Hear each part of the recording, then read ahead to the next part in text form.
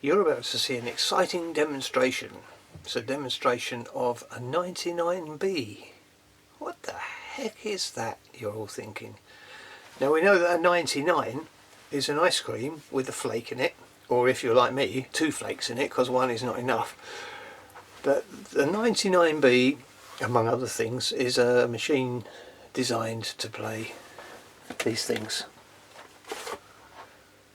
NAB cartridges, or Fidelipack cartridges I think is the correct name, and they were over 30 years. They were used in radio stations to play station idents, jingles and commercials, stuff like that, short sort of stuff. So you just whack it into a receptacle, press a button and there it goes. However, we've moved on. Most radio stations now use computer playout, whereas everything is stored digitally. I nearly couldn't say that. It's stored digitally, and it's you bring it up on a screen. So before this, we had mini discs, and some stations used compact discs for that sort of thing. But before that, we had the NAB carts, or the Fidelipack carts. So I'm going to show you something now which is something which I bought on the well-known shopping channel, and it was described too honestly really, because it was a lot better than I expected it to be. So let's take you down and have a look. So here we are. This is the ITC, International Tapetronics Corporation 99B. Now the one on this side is the player, and the one on the left with the 2 big meters is the recorder, the record unit. So that plugs in. You can use the player just on its own, but if you want the record facility, then you use the record thing. Now none of these worked when I got them. Luckily they were both complete. The only thing that I couldn't fix was the logic board from the recorder, but as luck would have it, and the chance of it happening are minuscule, I managed to get another recorder on eBay for about a tenner, and when I tried the logic board on that, it worked. How lucky is that? So I'm going to demonstrate now. And so this is the ITC 99B Fidelipack cartridge player, NAB cartridge player, or NAB cart as they are called, or used to be called. I'm going to put the cartridge in position.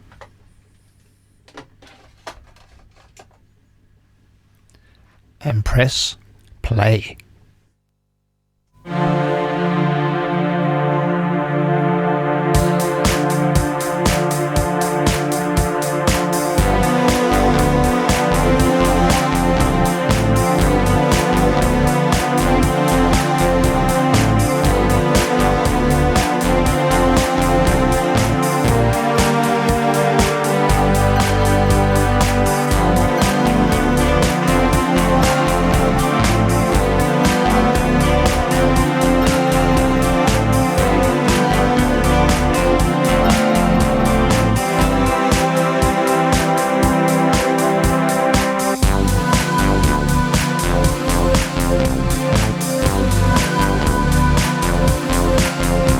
These devices spanned over 30 years of lifespan, broadcasting things from station idents to jingles to commercials, and they felt the need for something that would play a very short phrase or a short item very simply.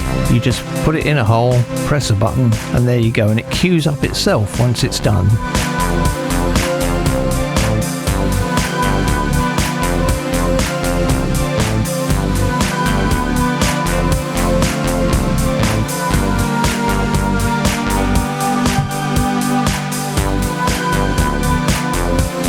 Another interesting fact about this is I have actually got the t-shirt.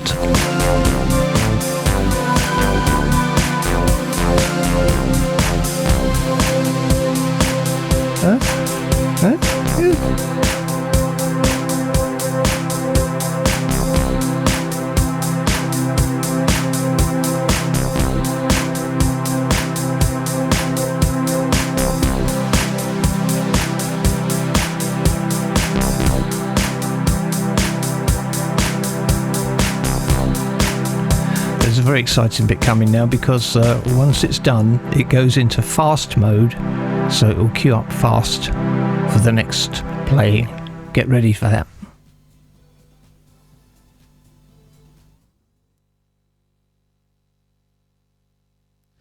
There we are, the machine is now in fast mode until it receives the cue tone, and that will stop it at the exact point at which it needs to start again.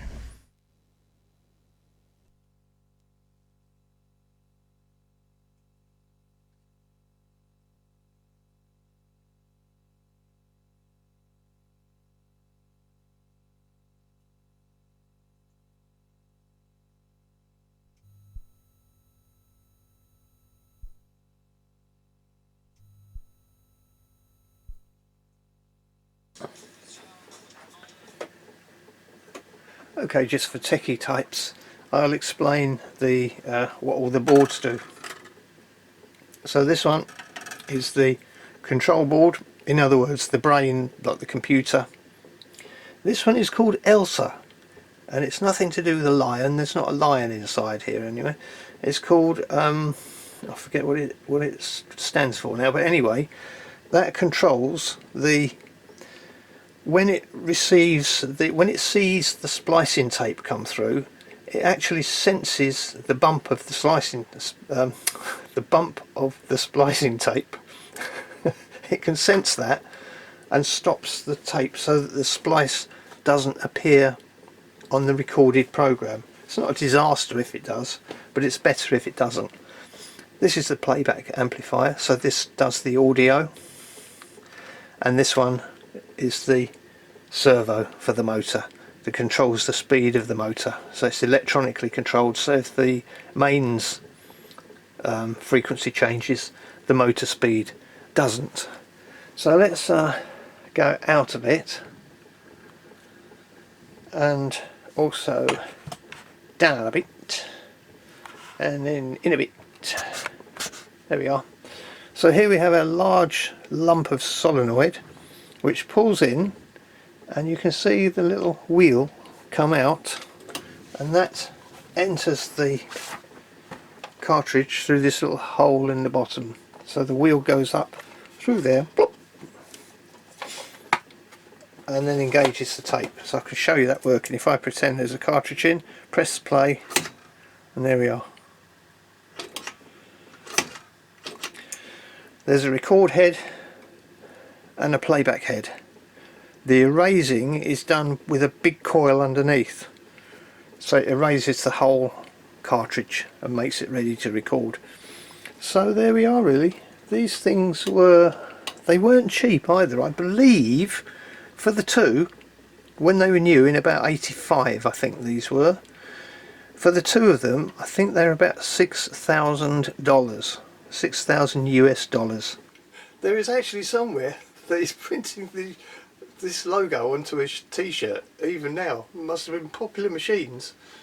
Apparently ITC, the firm, had over 2/3 of the world market in these things.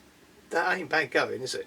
That's not bad going. Correct me if I'm wrong, but I read somewhere that it's 2/3 of the world market. That includes places like Germany, Japan, the world. You know, incredible, amazing, built like tanks. So thank you for watching. I mean, if bus enthusiasts can have pictures of buses blazoned on their chest, then I can have this emblazoned on my chest. I think it's fair. Totally fair. I've got buses as well actually, but I don't tell everyone about that. I don't admit to that one.